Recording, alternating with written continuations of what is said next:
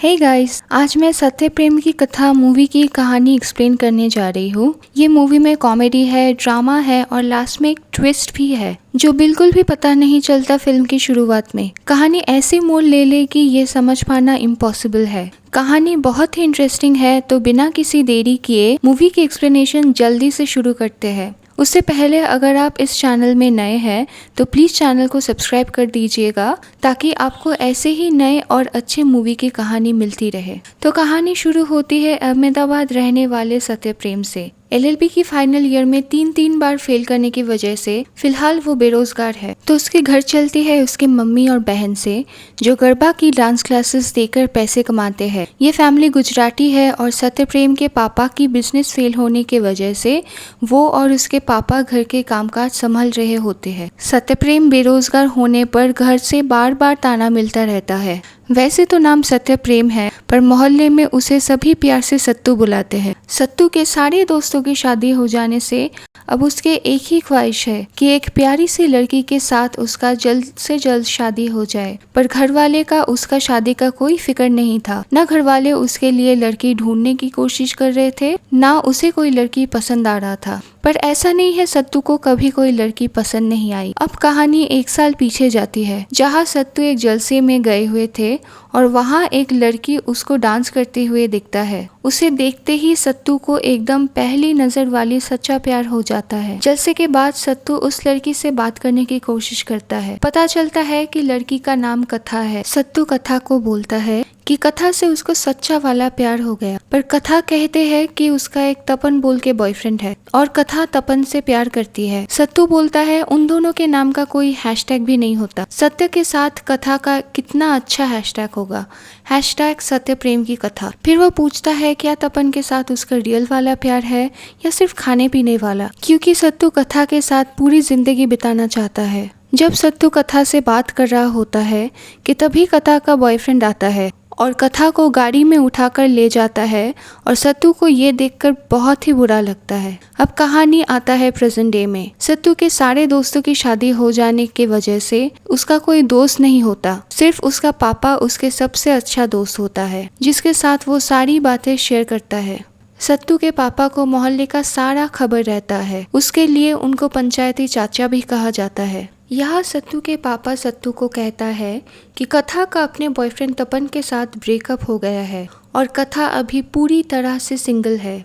अब यही मौका था कि सत्तू कथा से मिलके कथा को इम्प्रेस करे, उसका दिल जीतने की कोशिश करे। सत्तू को पता था कि कथा हर साल जलसे में आके डांस परफॉर्म करती है, तो वो उसी जलसे में जाते हैं इन होप्स कि उसका मुलाकात कथा से हो। पर सत्तू वहाँ पहुँच के देखता है कि कथा तो वहाँ है ही नहीं। फिर सत्तू के पापा सत्तू को बताते हैं कि कथा का तबीयत खराब है, इसलिए वो घर पर ही है और आराम कर रही है। अब सत्तू को कथा से मिलकर उसका दिल का बात बताना था, तो वो तुरंत कथा के घर चला जाता है उसके तबीयत कैसे है पूछने के लिए। लेकिन सत्तू कथा के घर पहुंच के देखता है कि कथा रो रही है और कथा ने अपने हाथ का नस काट ली है, मतलब उसने सुसाइड अटेम्प्ट की थी। सत्तू तुरंत बिना समय बर्बाद किए कथा को हॉस्पिटल लेके जाता है, कथा को डॉक्टर दिखाने। कथा की इलाज चलते समय सत्तू बाहर बैठकर सोचता है कि कथा ने सुसाइड करने की कोशिश क्यों की। इतने में कथा के पापा हॉस्पिटल पहुंचते हैं और सत्तू को थैंक यू बोलते हैं कथा की जान बचाने के लिए। डॉक्टर को पता चल जाता है कि ये सुसाइड केस है और कथा के पापा को आके बोलता है कि हमें पुलिस को बुलाना पड़ेगा, क्योंकि सत्तू ने लॉ पढ़ा था, उसने अपने नॉलेज से मामला हैंडल कर लिया। ये देखकर कथा के पापा काफी इम्प्रेस हो गए। सत्तू कथा के घर पर भी जाने लगा था और उसके परिवार से घुल मिलने लगा था। कथा के मम्मी पापा को सत्तू काफी पसंद आ गए थे। अब कथा के पापा कथा की शादी जल्द से जल्द कराना चाहता था। वो बहुत जगह कथा के रिश्ता भी लेकर गया था, लेकिन कथा के बॉयफ्रेंड तपन के बारे में सबको पता था, इसलिए कथा के पापा एक रिच बिजनेसमैन होकर भी कथा के लिए पति ढूंढ नहीं पा रहा था। सत्तू के कथा के तरफ इंटरेस्ट देखकर कथा के पापा को समझ आ गया था कि कथा की शादी सत्तू से ही कराया जा सकता है, पर कथा इस शादी के लिए राजी नहीं थी। पर कथा के पापा कथा को इमोशनल ब्लैकमेल कर उसको शादी के लिए मनाकर अगले दिन ही कथा की रिश्ता लेकर सत्तू के घर चला गया। अब इतना रिच बिजनेसमैन के बेटी से कौन नहीं शादी करवाना चाहेगा। तो सत्तू के परिवार वाले इस रिश्ते से काफ़ी खुश हो गए थे। तो शादी की तैयारी धूमधाम से शुरू हो गया था। एक तरफ सत्तू जो बहुत ही खुश थे, वही दूसरी तरफ कथा हर वक्त मायूस रहती थी। वो बिल्कुल भी इस शादी से खुश नहीं थी। कथा पे प्रेशर डाला गया था कि वो ये शादी करे, और सत्तू के कथा से शादी करने का इच्छा और कथा से शादी करने का सपना दोनों पूरा हो रहा था, और उन दोनों की शादी भी हो जाते हैं। नेक्स्ट सीन में सत्तू और कथा के शादी के फर्स्ट नाइट के लिए एक साथ एक बिस्तर में होते हैं। सत्तू का कोई अलग रूम नहीं था, इसलिए जहाँ उसकी मम्मी और बहन डांस क्लासेस देते थे, वही उन दोनों का सुहाग रात का अरेंजमेंट किया गया था। सत्तू कथा से बोलते हैं कि वो कितना खुश है इस शादी से। कथा ही उसके लाइफ में पहली लड़की है, वो कभी भी किसी लड़की के पास नहीं गया। कि तभी कथा बोलते हैं कि वो बहुत थक गई है और वो सोना चाहती है, और दोनों सो जाते हैं। अब सत्तू को नींद में खराटे मारने की आदत थी, इसलिए उसे रूम से निकलकर नीचे जाकर उसके पापा के साथ सोना पड़ा। कई दिन ऐसे ही बीत जाता है। सत्तू खराटे लेता है, इसलिए वो कथा के साथ सो नहीं सकता था, पर सत्तू कथा के साथ सोना चाहता था। एक दिन सत्तू ने कोशिश किया कथा के पास जाने का, कि तभी कथा सत्तू को रोककर बताती है कि वो एसेक्सुअल है। एसेक्सुअल वो लोग हैं जिसे सेक्स करने की इच्छा नहीं होती, और इसी वजह से तपन ने भी कथा को छोड़ दिया था। ये सब सुनकर सत्तू को बहुत ही बुरा लगता है और उसके आंखों में आंसू आ जाते हैं। अगले दिन सत्तू कथा के पापा के साथ मिलने जाता है और उनसे मिलकर ये सारा प्रॉब्लम डिस्कस करता है। तो कथा के पापा बोलते हैं कि शायद कथा झूठ बोल रही है, वो कुछ ही दिन पहले सुसाइड अटेम्प्ट की थी, तो उसका मानसिक परिस्थिति ठीक नहीं है। इस हाल में सत्तू को कथा को कंफर्टेबल फील करवाना है। ये सुनते ही सत्तू ने कथा का बहुत अच्छे से ख्याल रखना शुरू कर दिया था। वो लोग एक दूसरे के साथ बहुत सारा टाइम स्पेंड करने लगा था, घंटों बातें करने लगा था। दोनों एक दूसरे के काफ़ी क्लोज भी आ जाता है। एक रात दोनों एक साथ सोए और कथा ने सत्तू से कहा कि वो एसेक्सुअल नहीं है, पर सत्तू कथा के क्लोज जाने पर वो ज़ोर ज़ोर से चिल्लाने लगी और बोली कि मेरे साथ ऐसा मत करो। अब सत्तू को समझ आ जाता है कि कथा का कुछ पास्ट ट्रॉमा है, कुछ ना कुछ तो उसके साथ हुआ है जो वो बता नहीं रही है। अगले दिन सत्तू कथा के पापा के साथ मिलने जाता है और पूछता है कि कथा ने सुसाइड करने की कोशिश क्यों की थी। बात घुमाते हुए कथा के पापा सत्तू से कहता है कि उसे 1-2 लाफा लगाओ तो वो ठीक हो जाएगी। ये सब सुनकर सत्तू गुस्से से कथा के पापा को मारने जाता है, पर अपने आप को किसी भी तरह से रोक लेता है। तो अब कथा के पिता सत्तू को सारी सच्चाई बताते हैं।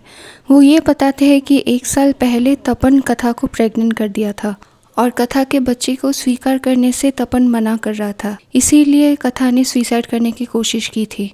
पर ये बात में सारी सच्चाई नहीं था, क्योंकि जिस तरह से कथा घबराई गई थी ये बात तो नहीं हो सकता, और इसका आंसर होगा तपन के पास। तो सत्तू तुरंत तपन के ऑफिस में चला जाता है और तपन को बहुत मारता है। उसे जानना था कि तपन ने ऐसा क्या किया कथा के साथ कि कथा इतना घबराती है। सत्तू तपन को इतना मारता देख आसपास के लोग उसको रोकने के बहुत कोशिश किया, पर फिर भी सत्तू तपन को बहुत मार रहा था, इसलिए सत्तू को जेल भी हो गया था। पर रात में सत्तू जेल से छूट जाता है और जब घर लौटता है तब कथा रोते हुए इसकी सारी सच्चाई बता देती है।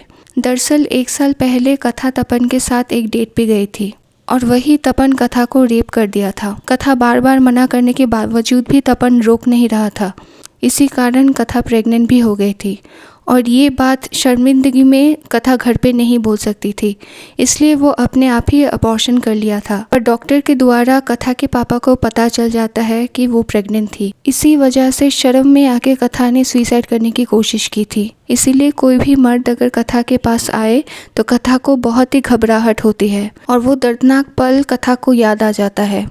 वो हॉन्ट करते हैं कथा को। ये सब सुन के सत्तू हैरान रह जाता है कि इतना बड़ा हादसा कथा के साथ हो चुका है, पर सत्तू कथा को सारी तरह से अपना लिया था। जैसी कथा है वैसे ही उसको अपना लिया था। कथा की खुशी के अलावा सत्तू को और कुछ नहीं चाहिए था, तो सत्तू कथा को एक लॉन्ग वेकेशन में ले जाता है।